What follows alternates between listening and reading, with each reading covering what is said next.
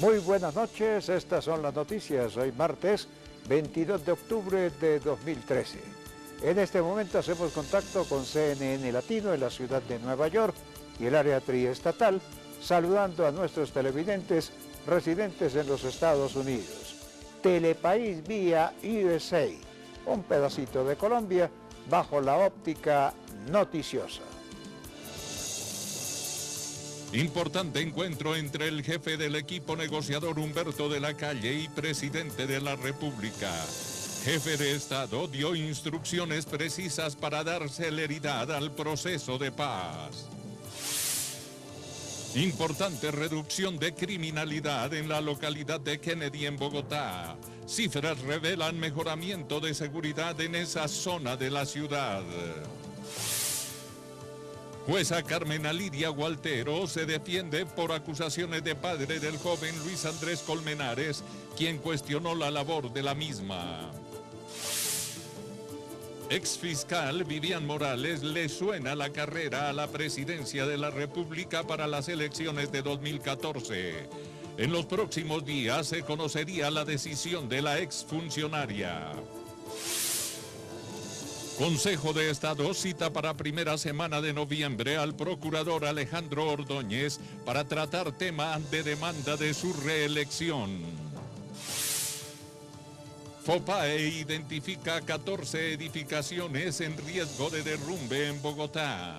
Habitantes de esas zonas denuncian serias irregularidades en sus viviendas.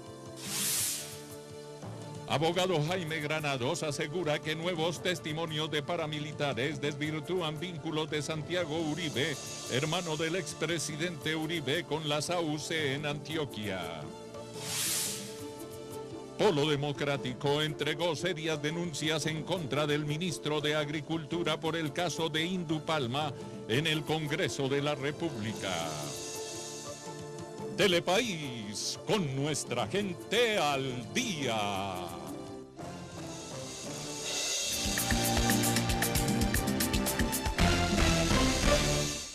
Telepaís informa. La fiscal Marta Lucía Zamora determinó enviar a la cárcel al gobernador de La Guajira, Juan Francisco Gómez, en espera de calificar el expediente para definir si es llamado a juicio por concierto para delinquir y homicidio. A raíz de esta decisión, un importante grupo de simpatizantes se congregó en Bogotá para respaldar al dirigente y rechazar la medida. Provenientes del departamento de La Guajira llegaron a Bogotá cerca de 7 autobuses en los que viajaron cerca de 400 personas de ese mismo departamento, todos ellos con el fin de apoyar a su gobernador, el señor Juan Francisco, mejor conocido como Kiko Gómez. Entre las personas que viajaron a Bogotá se encuentran integrantes de la comunidad guayú, amigos, simpatizantes y hasta familiares del gobernador Kiko Gómez, quienes señalaron que el mandatario departamental ha realizado una excelente labor que raya con los señalamientos que ahora le hacen desde la justicia. Nos hemos sentido muy tristes, sobre todo porque tenemos conocimiento de primera mano de lo que ha sido su vida al servicio de la comunidad. Hemos tenido conocimiento de que los testigos no han dado testimonios veraces. En este momento el pueblo guajiro se encuentra huérfano. ¿Por qué? Porque nos trasladaron hasta a nuestro gobernador para acá, siendo inocente y no mirando que personas podían decir la verdad sobre él, ya que utilizan a testigos falsos. Y aunque los más de 400 guajiros que se apostaron a las afueras del búnker, la Fiscalía decidió recluir al gobernador Kiko Gómez en la cárcel La Picota de Bogotá, al encontrar hechos que lo relacionan con el bloque norte de los paramilitares que comanda alias Jorge 40 y la banda de los urabeños que delinque en La Guajira y está al mando de alias Marquitos. Señalamientos que para sus simpatizantes no están demostrados. Nosotros, como pueblo, lo único que podemos decir que nosotros sí vivimos y sabemos cómo son las cosas a nivel de Guajira. Él es una persona, como ustedes bien saben, ha tenido mucha persecución, tanto psicológica como política, en fin. Y nosotros por estar aquí creemos que es inocente. Cabe indicar que la Fiscalía también encontró evidencias que vinculan a Gómez con los homicidios de un concejal en Barrancas en 1997 y de 2 campesinos el 7 de febrero del 2000. Según la investigación, la participación de Kiko Gómez habría sido cuando este presuntamente entregó armas, equipos de comunicación y vehículos a los hombres de Marcos Figueroa para que cometieran estos asesinatos. La jueza Carmen Emilia Gualteros, por medio de un comunicado, rechazó las declaraciones del padre de Luis Andrés Colmenares, el cual cuestionó la labor de esta por la asignación de la audiencia de revocatoria de medidas de aseguramiento de Carlos Cárdenas, investigado por el homicidio de este joven. Tras las declaraciones entregadas ayer por Luis Alonso Colmenares de declararse víctima en el cartel de los jueces de Palo Quemado y señalar que en la audiencia de revocatoria de medida de aseguramiento de Carlos Cárdenas vinculado a la muerte del joven estudiante hubo irregularidades, la jueza Carmen Gualteros, quien celebró dicha audiencia, rechazó las declaraciones donde se cuestiona su labor dentro del Centro de Servicios Judiciales. Con ocasión de las últimas declaraciones públicas hechas por el señor Luis Alfonso Colmenares, cuestionando mi labor como coordinadora del Centro de Servicios Judiciales del Sistema Penal Acusatorio, en lo que tiene que ver con la asignación de la audiencia de revocatoria de medida de aseguramiento del señor Carlos Cárdenas, debo manifestar que rechazo en forma categórica las aludidas declaraciones que enlodan mi buen nombre como funcionaria judicial. Estas fueron las frases con las que el padre de Colmenares rechazó las irregularidades ejercidas en algunos procesos, por lo que exigió ser declarado como víctima. Como nunca había sucedido, se citó a una audiencia para el 13 de julio, se pidió aplazamiento e inmediatamente se citó para el 17 de julio y se asignó a la misma juez. Y en ese momento la coordinadora del centro de servicio era la doctora Carmen Gualteros y asignó a la misma juez, María del Carmen Vallejo, que respondan ambas ante el país por qué sucedió ese caso. Y refiriéndose a estas palabras, la funcionaria señaló que para la fecha, la Unidad de Informática del Consejo Superior de la Judicatura realizó la correspondiente auditoría y se estableció que no hubo manipulación en la asignación de los procesos. Debo precisar que en ese momento la oficina de la Unidad de Informática del Consejo Superior de la Judicatura realizó la correspondiente auditoría cuyo resultado estableció que no se presentó manipulación en la asignación de dicho caso. Cabe recordar que en las últimas horas Luis Alonso Colmenares instó a los funcionarios para que expliquen cómo se hizo la repartición de los procesos y por qué la libertad de Carlos Cárdenas estuvo a cargo en 2 ocasiones por la misma juez y el mismo despacho. El jefe del equipo negociador del Gobierno Nacional, Humberto de la Calle Lombana, al término de la reunión con el presidente de la República, Juan Manuel Santos, manifestó que recibió instrucciones del jefe de Estado para darle celeridad al proceso de paz. El anuncio se dio antes de dar inicio al siguiente ciclo de las conversaciones en La Habana, Cuba. Se conoció además que el primer mandatario evalúa seriamente la marcha de las mismas. Al término de la reunión del presidente Juan Manuel Santos con el jefe negociador del Gobierno Nacional con la guerrilla de las FARC, Humberto de la Calle, se refirió sobre el nuevo ciclo de conversaciones que está próximo a comenzar. Destacó que de manera detallada se está evaluando la forma en la que está avanzando el proceso. Estamos próximos a partir hacia la ciudad de La Habana para reemprender un nuevo ciclo de conversaciones. De igual manera se refirió sobre el tipo de indicaciones que le dio el primer mandatario para este nuevo ciclo de diálogos. En la mañana de hoy hemos recibido instrucciones precisas del señor presidente. Estuvimos analizando los distintos elementos que deben ser tomados en consideración para la marcha del proceso. En esencia, lo que queremos transmitir es que el señor presidente de la República está evaluando y continuará evaluando la marcha del proceso. El próximo miércoles el gobierno y la guerrilla de las FARC se volverán a sentar en la mesa de diálogos a discutir el segundo punto de la agenda, la participación política de la guerrilla. Sin embargo, se acerca una fecha clave en el proceso de paz, el próximo 18 de noviembre, día en el que se cumple 1 año de haber iniciado las conversaciones. El abogado Jaime Granados, quien lleva la defensa de Santiago Uribe, hermano del expresidente Álvaro Uribe, volvió a referirse frente a la investigación que se adelanta por los presuntos vínculos de su cliente con paramilitares de Antioquia. Granados aseguró que en la Fiscalía General ya hay 2 testimonios de exjefes de esta organización que desvirtúan los señalamientos de su protegido. Jaime Granados, quien defiende los intereses de Santiago Uribe por presuntamente ser el creador del grupo de limpieza social de los 12 Apóstoles, manifestó que ante la Fiscalía declararon los jefes de las autodefensas John Freddy Rincón, alias el Alemán, y el sacerdote Raúl Hasbun, señalados de estar relacionados en los mismos hechos. Dijo que en las declaraciones se desvirtúa cualquier tipo de relación de Santiago con los hechos en materia de investigación. Sin entrar en los detalles de esas dos declaraciones, lo único que les puedo decir es que de manera enfática se rechazó cualquier tipo de conocimiento de relación de Santiago Uribe con el tema que se está investigando. Esto se suma a cerca de 15 testimonios adicionales que reposan en el proceso, que indica que realmente lo único que hay contra Santiago Uribe son 2 falsos testigos que hemos denunciado como tales. Indicó que las pruebas recolectadas servirán para desvirtuar la tesis de varios falsos testigos que han querido enlodar el nombre del hermano menor del expresidente de la República, Álvaro Uribe Vélez. Pues se está dando de pronto por algunos interesados una impresión totalmente equivocada de lo que lleva la investigación. Era importante destacar que estas pruebas recolectadas el día de ayer fueron claramente favorables a Santiago, y se suman a un caudal muy importante también en relación con él, que muestra a todas luces su completa ajeneidad a estos hechos. Por último, reiteró que aunque su defendido está dispuesto a comparecer ante la justicia cada vez que éste sea requerido, las pruebas demuestran que dichos señalamientos no son más que el resultado de una persecución política por parte de Daniel Prado, abogado de las víctimas, y del alcalde de Bogotá, Gustavo Petro. La FOPAE identificó 14 edificaciones que actualmente presentan riesgo de derrumbe por irregularidades en su construcción. Se conoció además que en el último mes se han duplicado las denuncias en la capital frente al mismo tema, que pone en evidencia los problemas del sector en la ciudad.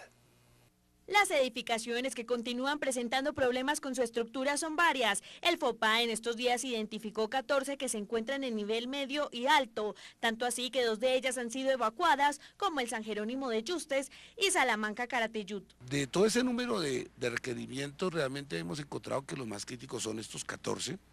Son 14 proyectos o construcciones, no todos son de uso residencial, algunos tienen otro uso.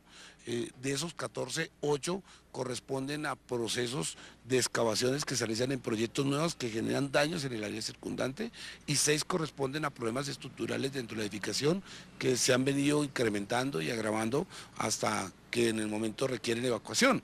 Las localidades que presentan este tipo de construcciones con problemas en su infraestructura y terreno son Chapinero, Usaquén, Suba y San Cristóbal. Un conflicto muy complicado hoy en día con el tema de las excavaciones. Las excavaciones profundas que se están haciendo en la ciudad, muchas veces sin tener en cuenta medidas de protección de la excavación, el control de las aguas, porque al realizar excavación se generan problemas de flujos de aguas que han generado inmediatamente asentamientos del área de influencia. ¿Pero cómo identificar que su vivienda tiene alguno de estos problemas? Ya aquí hay varios tipos de daños en las edificaciones, unos daños que son daños leves, unos moderados y unos graves. Los daños leves generalmente están asociados a pequeñas fisuras, grietas, otros que ya son moderados, donde de pronto compromete alguna parte de la estabilidad de algún sector de la construcción. Y ya los otros graves, que sí son los que comprometen toda una constructura. Por esta razón, si usted nota que la edificación donde habita está pasando por alguna de las señales anteriores, comuníquela a las autoridades pertinentes para evitar una catástrofe.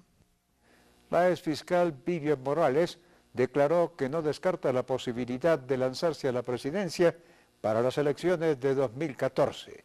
Morales aseguró que varios sectores le han ofrecido propuestas frente al tema y que por ende se encuentra analizándolas para poder tomar la decisión y posteriormente darla a conocer al país. De esta manera, de darse tal situación, se sumaría un candidato más de cara a la próxima contienda electoral que competiría de manera directa con el presidente Juan Manuel Santos en caso de una reelección.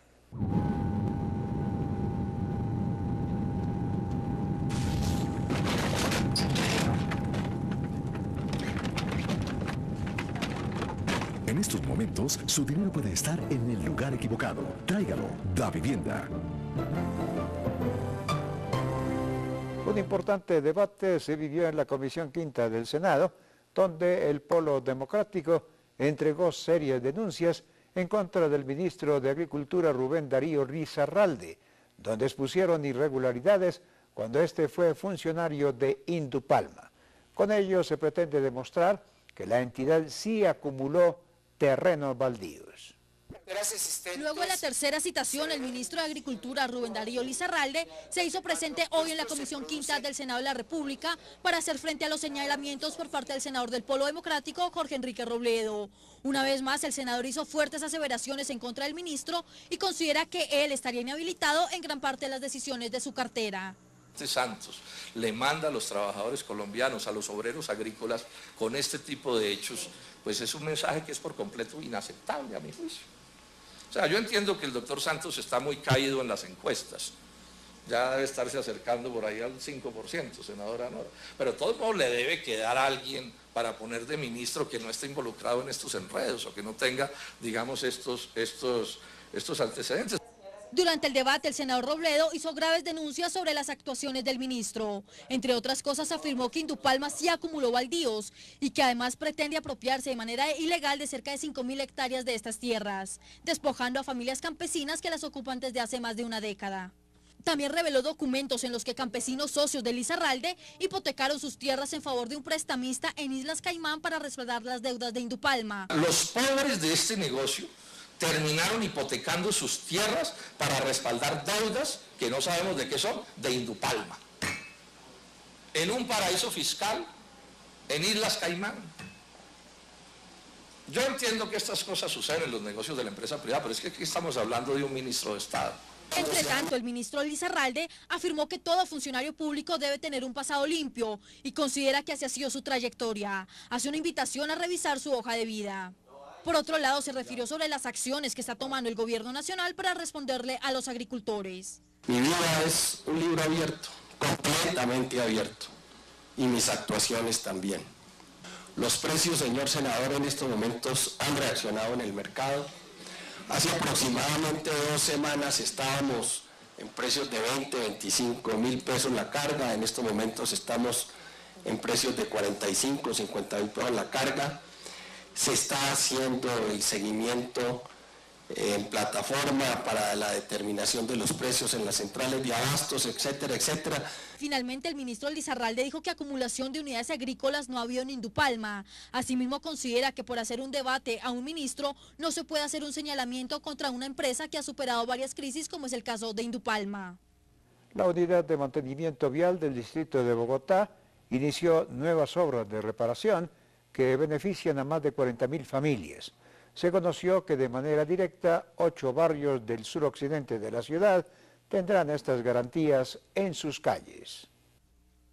La Unidad de Mantenimiento Vial, en busca de cumplir con los acuerdos adquiridos por el gobierno distrital con la comunidad, inauguró el inicio de una obra en el sector Chucualavaca, en la localidad de Kennedy, UPZ, que tiene un déficit de malla vial bastante alto y el más problemático de la zona. Este proyecto que vamos a intervenir en Chucualavaca comprende tres tramos viales que tiene, digamos, una extensión de 36 segmentos viales en esta localidad.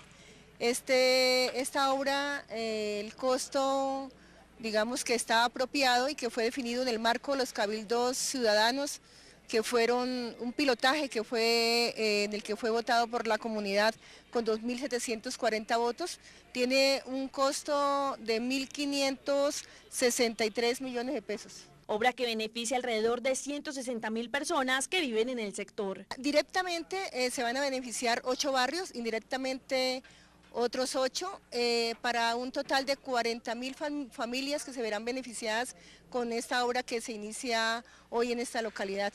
En el marco del gobierno de proximidad, damos para nosotros, y en el marco de la Bogotá Humana, para nosotros es de gran importancia y satisfacción el inicio de esta obra, que ha sido verdaderamente una lucha y un deseo de la comunidad. Trabajos viales que iniciarán prontamente en otras 47 vías del sector, debido a la prioridad que le dieron los cabildos ciudadanos. Hay vías que fueron priorizadas en cabildos ciudadanos, se tienen proyectadas intervenir 42 vías que ya tienen estudios y diseños. También fueron vías que fueron priorizadas en el marco de los cabildos ciudadanos, y en el marco del mandato popular nosotros, la unidad de mantenimiento vial, no solamente ha apropiado recursos, digamos, propios, sino también en el marco del convenio del 1292 que hicimos con los fondos de desarrollo local, vamos a intervenir los segmentos que fueron priorizados en los cabildos. Se espera que esta obra se entregue en 12 meses, sin embargo la unidad de mantenimiento vial aseguró que todo depende de los imprevistos que se presenten durante la ejecución del proyecto. Las amenazas a líderes comunitarios de la capital del país han disminuido en un 30%, cifras que fueron reveladas por la Dirección de Asuntos Comunales del Instituto Digital de Participación Ciudadana de la Administración Mayor de Bogotá. Sin embargo, en el resto del país se siguen incrementando los hostigamientos ante estas personas, como lo ha denunciado en varias ocasiones la Defensoría del Pueblo. El subdirector de Asuntos Comunales del Instituto Distrital de Participación de la Alcaldía Mayor de Bogotá aseguró que las amenazas a líderes comunales han disminuido de manera importante. Observamos un mejoramiento sustantivo en todo lo que tiene que ver con las garantías para el ejercicio de la actividad de los comunales en la ciudad de Bogotá. Y esto obedece en buena medida a las decisiones importantes y los programas importantes que nosotros hemos adelantado como Bogotá Humana, concretamente a través del IDEPAC. La primera de ellas fue el llamado de atención y la implementación de un importantísimo programa cultural de cultura ciudadana que destaca la labor de los comunales en la ciudad de Bogotá. Procesos que buscan visibilizar el ejercicio de los comunales para evitar que estos continúen siendo víctimas de la delincuencia. Por esta razón, en compañía del alcalde Petro, se inició el programa Botones por la Vida. Se viene implementando con esta medida para garantizar efectivamente la vida de los dirigentes sociales de la ciudad de Bogotá y particularmente la de los comunales. Hemos venido afianzando este mecanismo y del otro lado no solamente nos quedamos en este programa.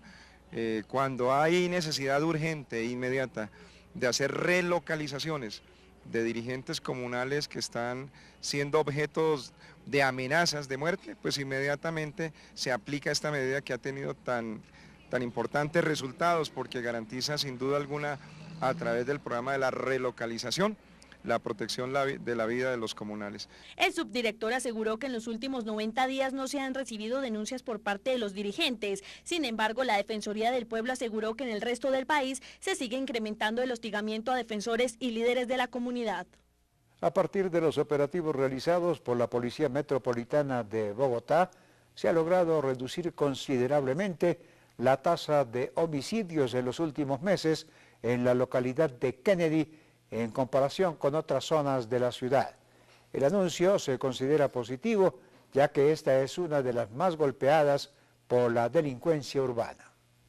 Tras la instalación del gobierno distrital de proximidad donde despacha el alcalde Gustavo Petro, la localidad de Kennedy ha tenido una disminución importante en homicidios y riñas. Queremos celebrar la disminución de las riñas, de lesiones personales y la disminución significativa que tenemos en muerte violenta, lo que significa un aumento de una calidad de vida y de cifras positivas frente a la ciudad. Pero en realidad hoy la preocupación está centrada en los delitos contra el patrimonio económico. Por otro lado, una preocupación de las autoridades de la localidad son los hurtos que se llevan a cabo en los establecimientos y calles, entre otros. Nosotros estamos muy preocupados por la seguridad en la totalidad del territorio. Sabemos que las unidades con que contamos son insuficientes. Reconocemos el trabajo que se está haciendo por parte de la policía, pero la verdad es que la comunidad y la administración espera mucho más de los uniformados y de la estrategia de seguridad.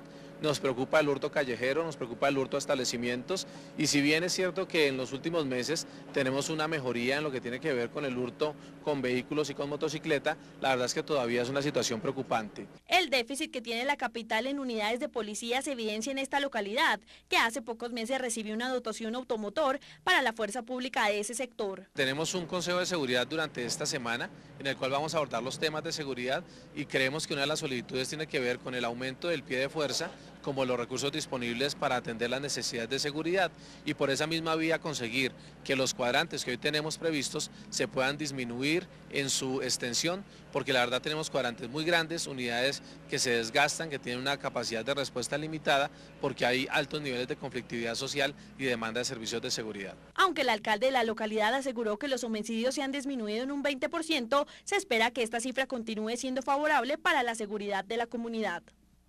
El procurador Alejandro Ordóñez fue citado los primeros días de noviembre por el Consejo de Estado para tratar el tema de las demandas a su reelección.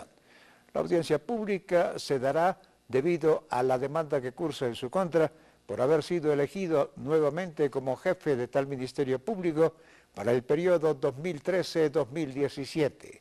La ponencia se da al considerar que se violó la Constitución de Ética al no aceptar los impedimentos y varias recusaciones presentadas por senadores que argumentaron un conflicto de intereses.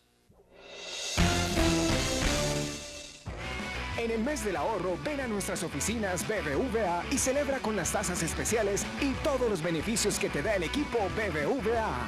Cuando cuentas con el gran equipo BBVA, todo es más sencillo.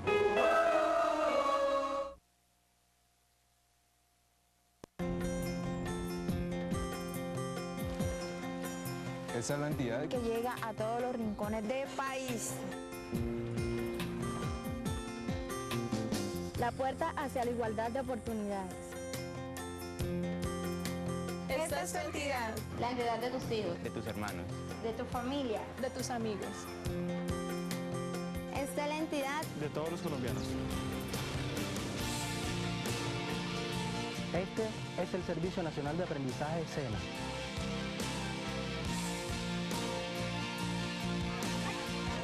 un SENA justo y moderno, público e incluyente. Año tras año nos mantenemos como la entidad más querida por los colombianos. Este es un SENA público. Esto es construir un país justo. Estamos transformando a Colombia.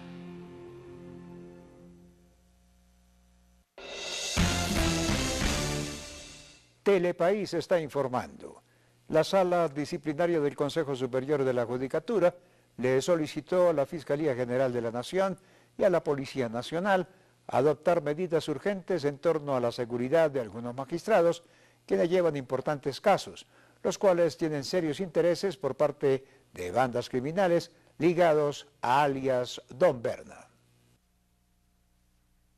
El presidente de la Sala Disciplinaria del Consejo Superior de la Judicatura, Wilson Ruiz, le solicitó a la Fiscalía General de la Nación y a la Policía proteger la vida e integridad de los magistrados María Mercedes López y Henry Villarraga, al parecer por un fallo que fue emitido por los togados en el que salió beneficiado un empresario. La solicitud radica en que alias Don Berna tendría intereses en este proceso. La solicitud se elevó tras la conclusión de la Sala Ordinaria, donde el magistrado Ovidio Claros denunció que detrás de la tutela que promovió la magistrada López y que anuló una sentencia en la que se condenaba a 24 años de prisión a un hombre que responde al nombre de Jorge Andrés Montoya López, de quien bandas criminales ligadas a alias Don Berna tenían intereses de que no recuperara su libertad. La sentencia a la fecha está en poder de la Judicatura a la espera de una eventual reserva de fallo promovido por López, ya que se conoce que según denuncias hechas por la misma familia de Montoya, durante mucho tiempo han sido víctimas de extorsión por bandas criminales aliados a alias Don Berna, lo que instó para que las alarmas se prendan aún más, ya que se removió el caso que ha dejado a su paso varias personas asesinadas. Los hechos se remontan al pasado mes de septiembre del presente año, cuando la magistrada María Mercedes López y 4 conjueces dejaron sin efecto una sentencia del Tribunal Superior de Medellín,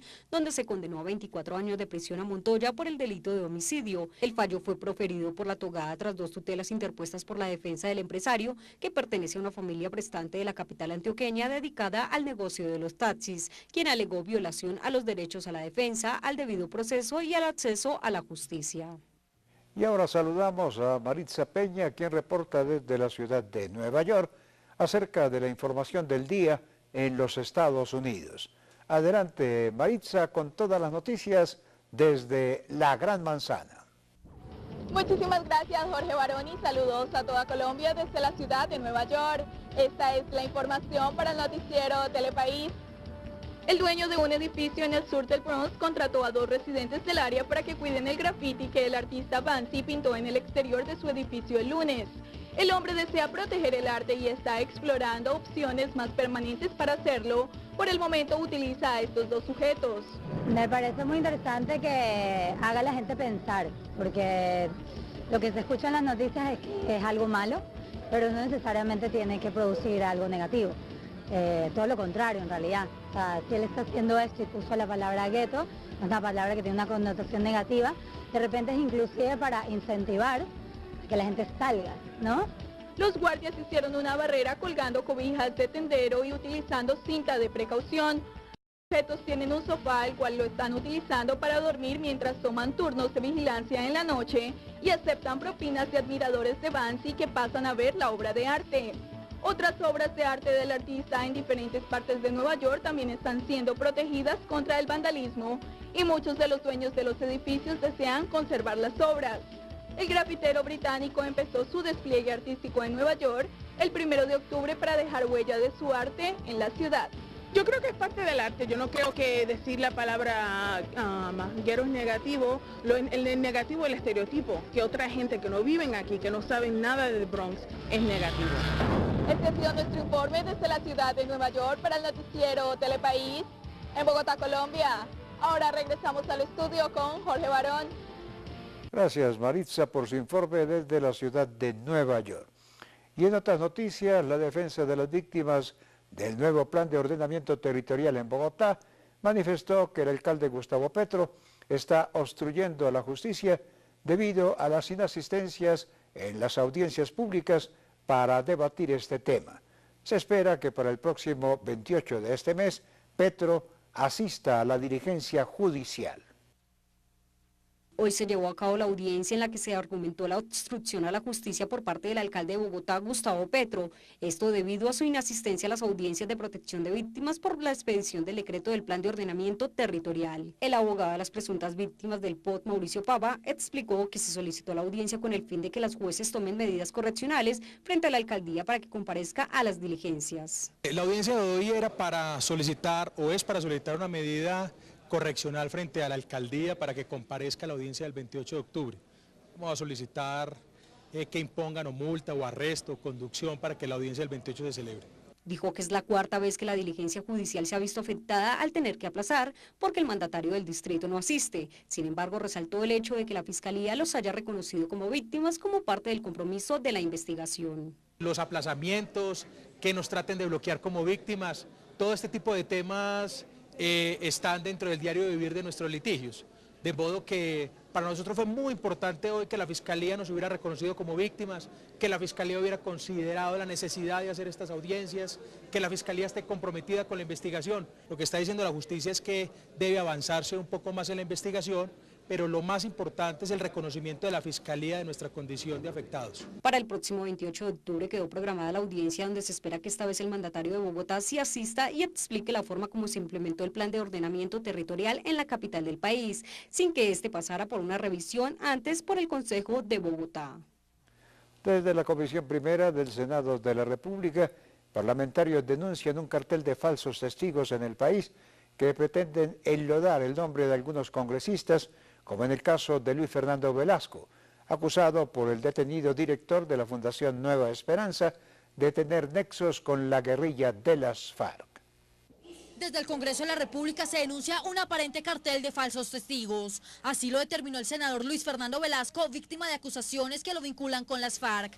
El senador Velasco decidió llevar a la justicia internacional este caso, como por ejemplo la Comisión Interamericana de Derechos Humanos, ya que según él su tema no ha sido aclarado lo suficiente. Eso es muy delicado. Estamos hablando de un senador, de una persona que representa ciudadanos. Yo no quiero hacer especulaciones, pero podemos estar ante el escándalo de corrupción en el ejército tan grave como fueron los falsos positivos. El senador hace referencia a la reciente captura del coronel retirado Miguel Ángel Orejarena como partícipe de un cartel de falsos testigos en su contra. Dicho coronel fue capturado en el marco de la misma investigación que vincula a Gustavo Muñoz Roa. Sobre este asunto, la unidad de falsos testigos imputó cargos por delitos como falso testimonio. El senador Velasco descartó que todo el escándalo de los falsos testigos haya sido orquestado por un coronel retirado del ejército y otros mandos medios. De igual manera, hace un reconocimiento a la labor de la Fiscalía. ¿Quién junta a un coronel del ejército con un director del DAS y con un funcionario del CTI? Ya los tenemos identificados. ¿Quién pone esa plata? ¿Quién lo reúne con un director de una, entre comillas, fundación en que su página web y su Facebook aparecía diariamente fotos brigadas del ejército y abrazado con altos oficiales de esta institución que para mí es tan respetable. Entiendan lo que se comienza a develar y le hago un reconocimiento a la Fiscalía. La intención del senador Velasco fue atendida de manera favorable y con todo el respaldo por parte de los miembros de la Comisión Primera del Senado de la República. Para la solicitud que usted ha presentado, por supuesto, cuenta con toda la voluntad y el respaldo para lo mismo. Velasco también pidió que las autoridades correspondientes garanticen la seguridad de su apoderado legal, por considerar que a causa de este caso está en peligro su integridad física. Se exige que se llegue hasta el final con este tema de las investigaciones por falsos testigos. La Sala Penal de la Corte Suprema de Justicia ordenó la captura del ex senador Javid Merchek. La medida se adopta por los presuntos vínculos del excongresista con la SAUC. El alto tribunal tomó la decisión al considerar que existen documentos y testimonios suficientes para ello. De esta manera, la investigación seguirá su curso bajo el estudio de pruebas importantes en el proceso que podrían determinar cambios en el mismo.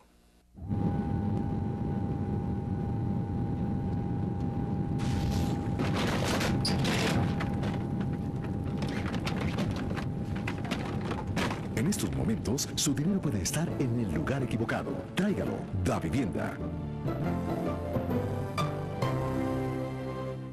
En el marco del Plan de Promoción de Colombia en el Exterior, en vinculación con el programa integral Niños, Niñas y Adolescentes con Oportunidades, iniciativa de la Cancillería de Colombia, un grupo de jóvenes viajó a China para participar de un intercambio cultural.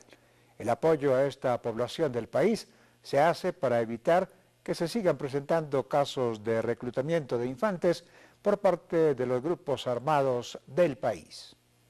Con la presencia del viceministro de Asuntos Multilaterales, Carlos Arturo Morales, el gobernador del Meta, Alan Jara, el alcalde de Vista Hermosa, Alex Zárate, y el presidente de la Federación Colombiana de Tenis de Mesa, Pedro Uribe, fueron despedidos los 18 jóvenes del Meta que viajarán para participar en un intercambio deportivo promovido por la Cancillería en el marco del Plan de Promoción de Colombia en el Exterior, en participación con el Programa Integral de Niños y Niñas y Adolescentes con Oportunidades, iniciativa del Ministerio que busca prevenir el reclutamiento de menores por parte de grupos armados ilegales.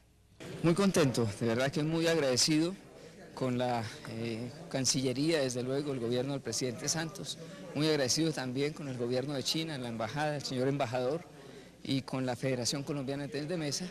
Con este intercambio deportivo, la Cancillería colombiana busca promover la inclusión social, la convivencia pacífica y el diálogo intercultural a través del deporte.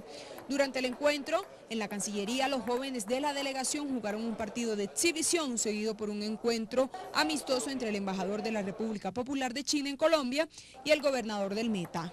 La Cancillería acompaña a este grupo de jóvenes que van a ese país a una experiencia extraordinaria que creemos que va a ser también inolvidable, pero que nosotros creemos que esa experiencia no se quede solamente en los jóvenes que van ahora, que han tenido la suerte de viajar, sino que compartan esa experiencia con todos los compañeros. Aprecio mucho esta iniciativa de la Cancillería, de estos programas de diplomacia deportiva, de llevar a estos jóvenes a conocer otro país, además promover estos contactos entre los jóvenes de los dos países.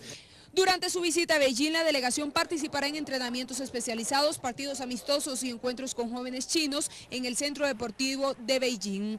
Este centro es reconocido a nivel mundial como el mejor lugar para entrenar tenis de mesa y ha producido grandes campeones y medallistas olímpicos. Muy ansiosa y a la vez muy feliz, y es una experiencia nueva y más en mi deporte, que es una pasión para mí. Estos jóvenes serán recibidos por la embajadora de Colombia en Beijing, Carmen Jaramillo. Realizarán una visita oficial a la división de la Administración Nacional de Deporte y asistirán a un entrenamiento del equipo nacional de tenis de mesa chino. La defensa de la ex senadora Piedad Zucardi solicitó ante la Sala Penal de la Corte Suprema de Justicia la libertad provisional de la ex congresista. Cabe recordar que la ex parlamentaria es investigada por presuntos nexos con grupos paramilitares. Se conoció que ante la Sala Penal de la Corte Suprema de Justicia, la senadora Piedad Zucardi, a través de su defensa, solicitó que él se le otorgue la libertad condicional. En estos momentos, Zucardi es investigada por sus presuntos nexos con grupos paramilitares. El argumento para pedir la libertad de Zucardi es que fue privada de su libertad el pasado 23 de febrero. Por lo tanto, se considera que han transcurrido más de 240 días sin que hasta el momento se hubiese emitido la resolución de la acusación. Según la defensa de la excongresista, ya se cumplió con el requisito mínimo para acceder a su libertad provisional. La ex senadora se encuentra detenida preventivamente en el Centro de Estudios Superiores de la Policía en Bogotá. Se espera que en los próximos días el alto tribunal fije fecha para dar inicio al juicio formal en contra de la ex senadora. La posibilidad de eliminar visas para los colombianos en Europa ha generado un ambiente positivo en el sector empresarial, quienes consideran que con ello se abren con mayor facilidad las puertas a ese mercado y más con la firma del Tratado de Libre Comercio con la Unión Europea. De esta manera, de concretarse en definitiva la medida, se duplicarían los negocios entre exportadores colombianos y financieros del viejo continente. En el mes del ahorro, ven a nuestras oficinas BBVA y celebra con las tasas especiales y todos los beneficios que te da el equipo BBVA. Cuando cuentas con el gran equipo BBVA, todo es más sencillo. Nosotros los candidatos a Senado, Cámara y Parlamento andino, para las elecciones que se cumplirán el domingo 9 de marzo de 2014, nos comprometemos con el país a invertir en nuestras campañas electorales únicamente hasta los montos máximos establecidos por el Consejo Nacional Electoral y a declarar cualquier donación que recibamos. Ayúdenos a ejercer control. La financiación de las campañas electorales tiene límites. Marque la diferencia. Consejo Nacional Electoral, por unas elecciones transparentes y equilibradas.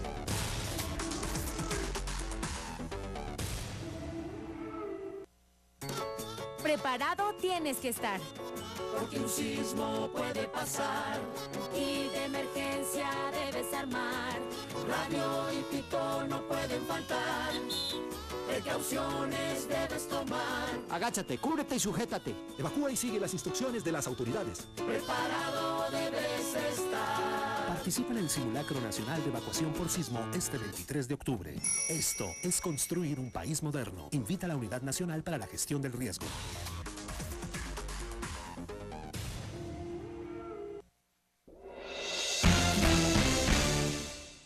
Diferentes expertos de Latinoamérica se reunieron en Bogotá para debatir sobre la manera adecuada para desarrollar campañas políticas. Con este encuentro se busca enfrentar los desafíos de los procesos electorales y más en la coyuntura que se vive en Colombia, como el que se desarrollará el próximo año en el país. Los dos estrategas de las campañas políticas de Iberoamérica se reunieron en Colombia para compartir sus experiencias. Estuvieron los expertos detrás de las elecciones de Ecuador, México, Venezuela, Chile, Colombia, Brasil, Guatemala, Honduras, entre otros. Sobre ese tema hay varios puntos. Primero, el candidato, fundamental. Creemos que tenemos el mejor candidato, el más legítimo, el más capaz y con más experiencia. El doctor Quijano fue hasta hace poco el alcalde de San Salvador. Ha sido el mejor alcalde en muchos años. Y lógicamente, así como transformó San Salvador, va a transformar el país. Por otro lado, es legítimo también institucionalmente, porque la mayoría del partido lo eligió, ¿verdad? Y creemos que él va a llevar a El Salvador por un sendero de prosperidad. El evento tenía como objetivo compartir las experiencias de los 12 más connotados estrategas y expertos en campañas políticas de Iberoamérica, de los que se podrán extraer enseñanzas útiles que contribuyan a enfrentar los desafíos de las campañas electorales adoptadas para las próximas elecciones de 2014. Ha sido claro que la gente está ávida de utilizar este tipo de herramientas, no solo para consumir mensajes políticos, que creo que es el principal error que cometen los políticos y las campañas alrededor de toda Latinoamérica, de usar este tipo de herramientas como megáfonos. Los ciudadanos lo que quieren es conocer a los candidatos, conocer a los políticos y utilizar este tipo de herramientas para acercarse a ellos, para sentirse en un plano de igualdad. Entre los invitados internacionales estuvo Roberto Trat, quien enfrentó el reto de la reelección del presidente ecuatoriano Rafael Correa. Hernán Larraíd, quien estuvo detrás de la reelección del chileno Sebastián Piñera. Juan Carlos Limón, el director de comunicaciones de la campaña de Enrique Peña Nieto. Luis David Duque, el estratega adjunto en la campaña de Capriles, Yago de Marta, entrenador de medios, presidentes y altos miembros del Consejo de Iberoamérica, entre otros.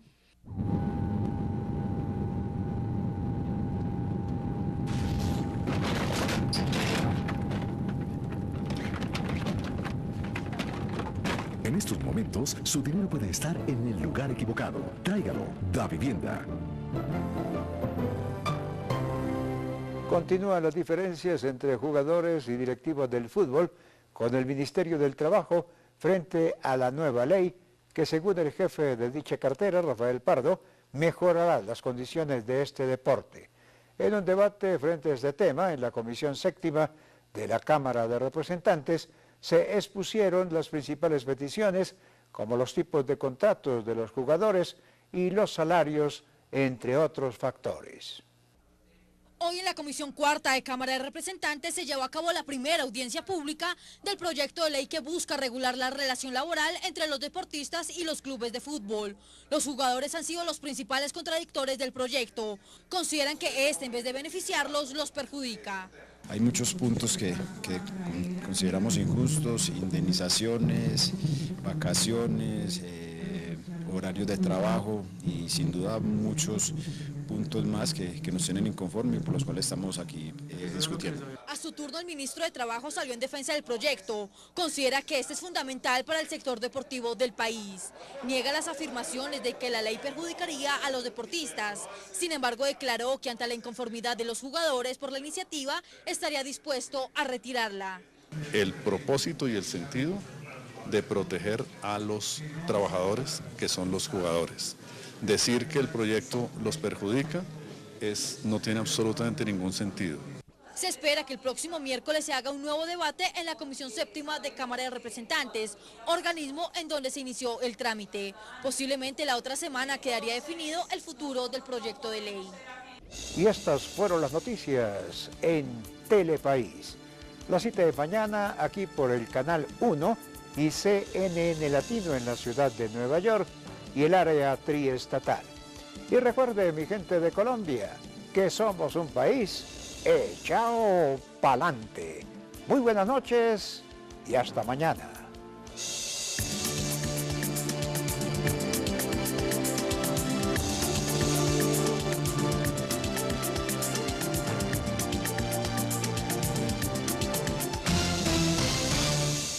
De servicio era la doctora Carmen Gualteros y asignó a la misma juez, María del Carmen Vallejo, que respondan ambas ante el país por qué sucedió ese caso. Y refiriéndose a estas palabras, la funcionaria señaló que para la fecha, la Unidad de Informática del Consejo Superior de la Judicatura realizó la correspondiente auditoría y se estableció que no hubo manipulación en la asignación de los procesos. Debo precisar que en ese momento la Oficina de la Unidad de Informática del Consejo Superior de la Judicatura realizó la correspondiente auditoría, cuyo resultado estableció que no se presentó manipulación en la asignación de dicho caso. Cabe recordar que en las últimas horas Luis Alonso Colmenares instó a los funcionarios para que expliquen cómo se hizo la repartición de los procesos y por qué la libertad de Carlos Cárdenas estuvo a cargo en 2 ocasiones por la misma juez y el mismo despacho. El jefe del equipo negociador del Gobierno Nacional, Humberto de la Calle Lombana, al término de la reunión con el presidente de la República, Juan Manuel Santos, manifestó que recibió instrucciones del jefe de Estado para darle celeridad al proceso de paz. El anuncio se dio antes de dar inicio al siguiente ciclo de las conversaciones en La Habana, Cuba. Se conoció además que el primer mandatario evalúa seriamente la marcha de las mismas. Al término de la reunión del presidente Juan Manuel Santos con el jefe negociador del Gobierno Nacional con la guerrilla de las FARC, Humberto de la Calle, se refirió sobre el nuevo ciclo de conversaciones que está próximo a comenzar. Destacó que de manera detallada se está evaluando la forma en la que está avanzando el proceso. Estamos próximos a partir hacia la ciudad de La Habana para reemprender un nuevo ciclo de conversaciones. De igual manera, campesinos el 7 de febrero del 2000. Según la investigación, la participación de Kiko Gómez habría sido cuando este presuntamente entregó armas, equipos de comunicación y vehículos a los hombres de Marcos Figueroa para que cometieran estos asesinatos. La jueza Carmen Emilia Gualteros, por medio de un comunicado, rechazó las declaraciones del padre de Luis Andrés Colmenares, el cual cuestionó la labor de esta por la asignación de la audiencia de revocatoria de medida de aseguramiento de Carlos Cárdenas, investigado por el homicidio de este joven. Tras las declaraciones entregadas ayer por Luis Alonso Colmenares de declararse víctima en el cartel de los jueces de Palo Quemado y señalar que en la audiencia de revocatoria de medida de aseguramiento de Carlos Cárdenas vinculado a la muerte del joven estudiante hubo irregularidades, la jueza Carmen Gualteros, quien celebró dicha audiencia, rechazó las declaraciones donde se cuestiona su labor dentro del Centro de Servicios Judiciales. Con ocasión de las últimas declaraciones públicas hechas por el señor Luis Alfonso Colmenares, cuestionando mi labor como coordinadora del Centro de Servicios Judiciales del Sistema Penal Acusatorio, en lo que tiene que ver con la asignación de la audiencia de revocatoria de medida de aseguramiento del señor Carlos Cárdenas, debo manifestar que rechazo en forma categórica las aludidas declaraciones que enlodan mi buen nombre como funcionaria judicial. Estas fueron las frases con las que el padre de Colmenares rechazó las irregularidades ejercidas en algunos procesos, por lo que exigió ser declarado como víctima. Como nunca había sucedido, se citó a una audiencia para el 13 de julio, se pidió aplazamiento e inmediatamente se citó para el 17 de julio y se asignó a la misma juez. Y en ese momento la coordinadora del centro... Gobernador, el señor Juan Francisco, mejor conocido como Kiko Gómez. Entre las personas que viajaron a Bogotá se encuentran integrantes de la comunidad guayú, amigos, simpatizantes y hasta familiares del gobernador Kiko Gómez, quienes señalaron que el mandatario departamental ha realizado una excelente labor que raya con los señalamientos que ahora le hacen desde la justicia. Nos hemos sentido muy tristes, sobre todo porque tenemos conocimiento de primera mano de lo que ha sido su vida al servicio de la comunidad. Hemos tenido conocimiento de que los testigos no han dado testimonios veraces. En este momento el pueblo guajiro se encuentra huérfano. ¿Por qué? Porque nos trasladaron hasta a nuestro gobernador para acá, siendo inocente y no mirando qué personas podían decir la verdad sobre él, ya que utilizan a testigos falsos. Y aunque los más de 400 guajiros que se apostaron a las afueras del búnker, la Fiscalía decidió recluir al gobernador Kiko Gómez en la cárcel La Picota de Bogotá, al encontrar hechos que lo relacionan con el bloque norte de los paramilitares que comanda alias Jorge 40 y la banda de los urabeños que delinque La Guajira y está al mando de alias Marquitos. Señalamientos que para sus simpatizantes no están demostrados. Nosotros, como pueblo, lo único que podemos decir que nosotros sí vivimos y sabemos cómo son las cosas a nivel de Guajira. Él es una persona, como ustedes bien saben, ha tenido mucha persecución, tanto psicológica como política, en fin. Y nosotros por estar aquí creemos que es inocente. Cabe indicar que la Fiscalía también encontró evidencias que vinculan a Gómez con los homicidios de un concejal en Barrancas en 1997 y de dos... Alejandro Ordóñez para tratar tema de demanda de su reelección.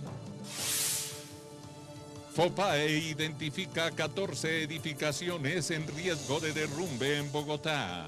Habitantes de esas zonas denuncian serias irregularidades en sus viviendas. Abogado Jaime Granados asegura que nuevos testimonios de paramilitares desvirtúan vínculos de Santiago Uribe, hermano del expresidente Uribe, con las AUC en Antioquia. Polo Democrático entregó serias denuncias en contra del ministro de Agricultura por el caso de Indupalma en el Congreso de la República. Telepaís, con nuestra gente al día.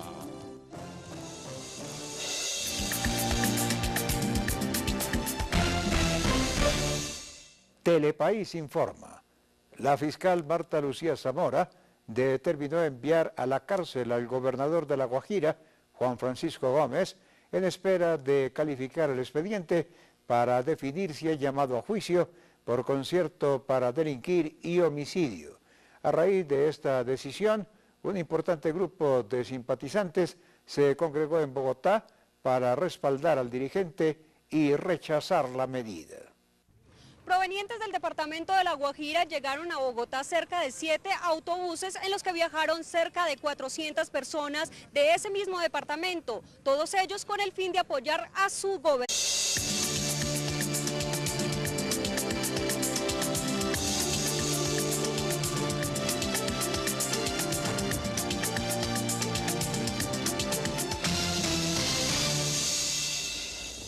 Muy buenas noches, estas son las noticias. Hoy martes 22 de octubre de 2013. En este momento hacemos contacto con CNN Latino en la ciudad de Nueva York y el área triestatal, saludando a nuestros televidentes residentes en los Estados Unidos. Telepaís vía USA, un pedacito de Colombia bajo la óptica noticiosa. Importante encuentro entre el jefe del equipo negociador Humberto de la Calle y presidente de la República. Jefe de Estado dio instrucciones precisas para dar celeridad al proceso de paz. Importante reducción de criminalidad en la localidad de Kennedy en Bogotá. Cifras revelan mejoramiento de seguridad en esa zona de la ciudad. Jueza Carmen Lidia Gualtero se defiende por acusaciones de padre del joven Luis Andrés Colmenares, quien cuestionó la labor de la misma. Exfiscal Vivian Morales le suena la carrera a la presidencia de la República para las elecciones de 2014. En los próximos días se conocería la decisión de la exfuncionaria. Consejo de Estado cita para primera semana de noviembre al procurador